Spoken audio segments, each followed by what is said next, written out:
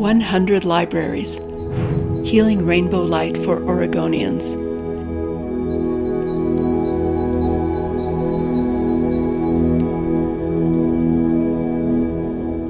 Internationally renowned artist Peter Erskine, known for solar spectrum art installations within train stations in Rome, Milan, and Los Angeles. Ancient Spanish churches, and Trajan's market in the ancient Roman Forum, has lately turned his attention to much smaller venues, local public libraries.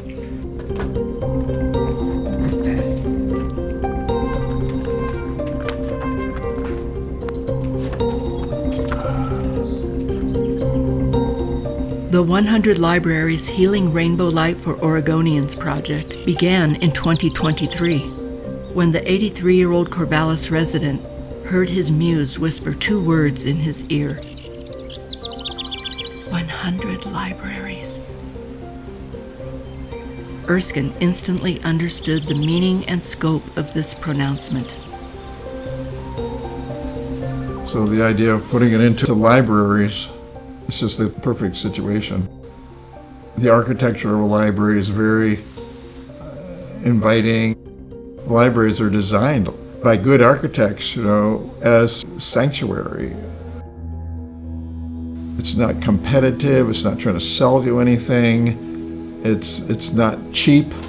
They usually really beautiful materials, and even these really like Lebanon, you think it's a poor town. They have this incredible library with these beautiful materials and spectacular. It's like a cathedral, to the mind, and to the heart, and to humanity, the humanity in us. And I thought, well, churches are great too, but churches people only go to like 1 hour a week, whereas libraries, they're just busy all the time. So it's much better location, to put the spectrum, and plus the whole contemplative feeling in a library, the quietness, the serenity. You go into a library and things, there's still that kind of aura of quietness and, sinking down into silence.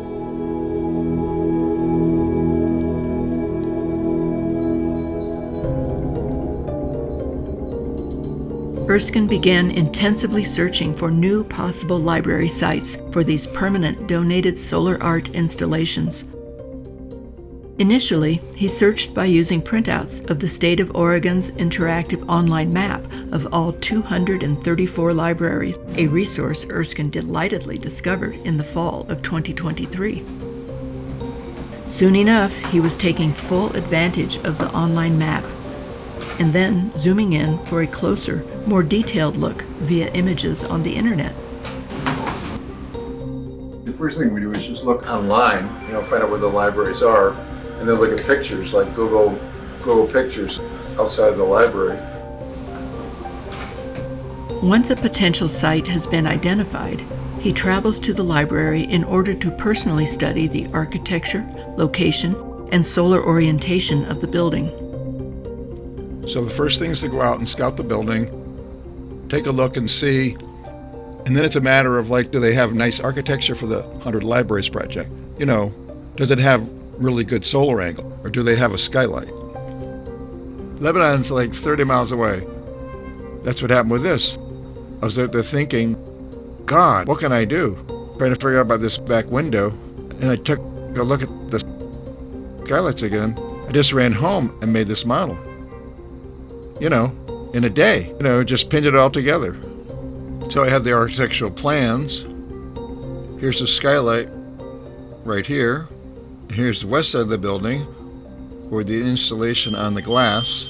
Yeah, so I just threw it together, and it's pretty accurate. And I tried this rear projection screen. Mounting his design model on a tilting table allows Erskine to simulate the sun's angles over the course of an entire year. In this way, he is able to find the best architectural locations for his prisms within each solar spectrum installation. So when I'm tipping the model and turning it, I'm actually calculating what the angle of the sun is. And I also use this sun chart, so this tells me the angle of the sun throughout the year. both in elevation, which is up, and azimuth along the horizon. And so we're back from the opening hours of the library. They're all different. Mainly it's from 10 to 6 or something. But then I also have to calculate for daylight savings. Because the design process is always rooted in the cosmic astronomical relationship of the sun and the earth, and even though each library is unique, Erskine has come to see the project as one art installation spread over 100 sites. These little, these are the south windows that I'm putting spectrum in. These are also south windows that I'm not. It's very, very bright back here. That's another reason to use this more complex prism array that allows a lot more concentrated. By using laser-cut prisms to manipulate ordinary sunlight, Erskine creates immersive, ever-changing rainbow light environments that heal and awaken our hearts and minds. Because he is working with nature itself, it is always a fresh offering. We should back up, start pulling. 3, 4, 5. Pull hard! Wow, it worked! It's working! Keep going! Pull hard! While Erskine is also undergoing treatment for stage 4 cancer, he is traveling to small communities all across the state, designing and donating permanent, site-specific solar art installations to local libraries. This project has given him revitalizing energy he didn't know he had.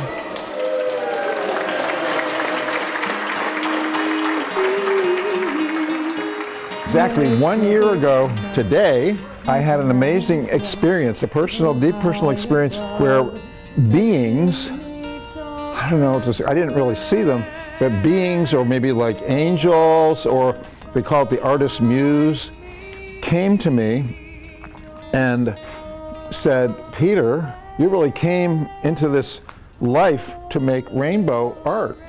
These guardian angels, guides, and they whispered 100 libraries. And I knew exactly what that meant, that I was supposed to make this rainbow art for 100 libraries in Oregon, donate it out of the money I get from other projects I do, and just do this as long as it takes.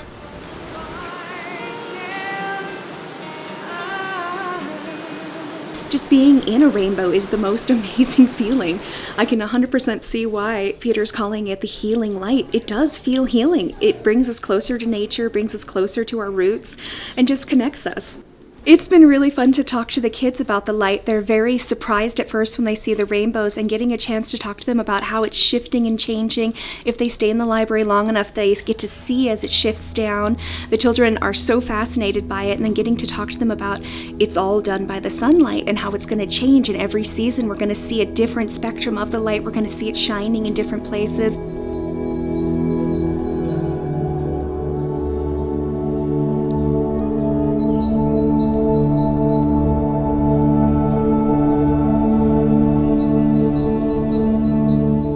I got a phone call. I can't remember if it was from Johanna or Peter. They both called me a few times and said that they were going to be scouting libraries and asked if they could come by. And I said sure. And then I met them here when they came by.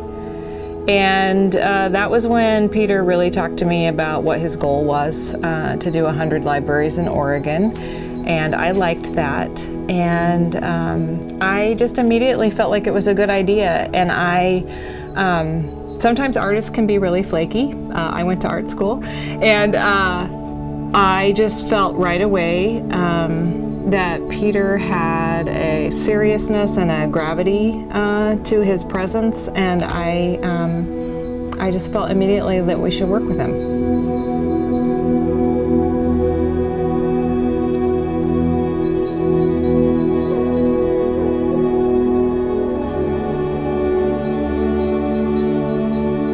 It goes back to wonder, right? Like, we have a space, and then we have the addition of the light kind of makes it special, it makes it wondrous. And one thing about libraries and one thing is we're creating a liminal space here, a place where people can meet and have community. So anything that brings connections and creates community is what we want to foster. And I think having something that's wondrous helps create those liminal spaces and bring about community.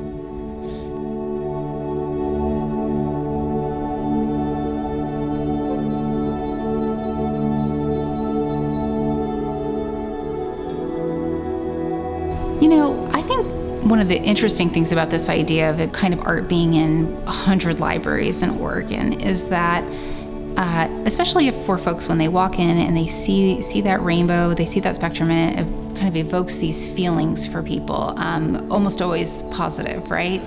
I will say one of my favorite stories is someone walked into our library once, looked around, and he walked in, saw the rainbows, kind of looked around, and he's like, I think this is the most welcoming library I've ever been in. And, you know, he was gay and felt like the rainbows were sort of an acceptance thing. And it's about so much more than that. But the idea that we are here for everyone, we welcome everyone is treated with respect here. And that might be for a kid who's going through a difficult situation at home to have a safe space to come into. It might be for an adult who lives on the streets and feeling vulnerable all the time and coming here and feeling like they have a safe space. And I'm excited to see, you know, kind of that really take root and hold on to people for the next 10, 20, 30 years now. I mean, just moving on into the future, that could be the feeling people have when they walk into a library in Oregon. And I think that's really special.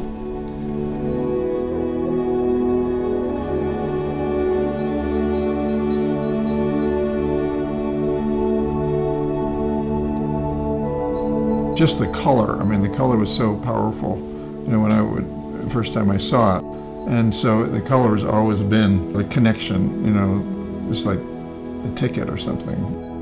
But in this project, it's much more like how is the color going to affect individual people and their psychology and their spiritual evolution and their healing, rather than how is it, you know, how I'm going to change the world. It's not about the world at all. It's about these people, these human souls, you know, that are seeing this and then having that experience. I've just seen so many people in the last 50 years see the spectrum and get whacked by it.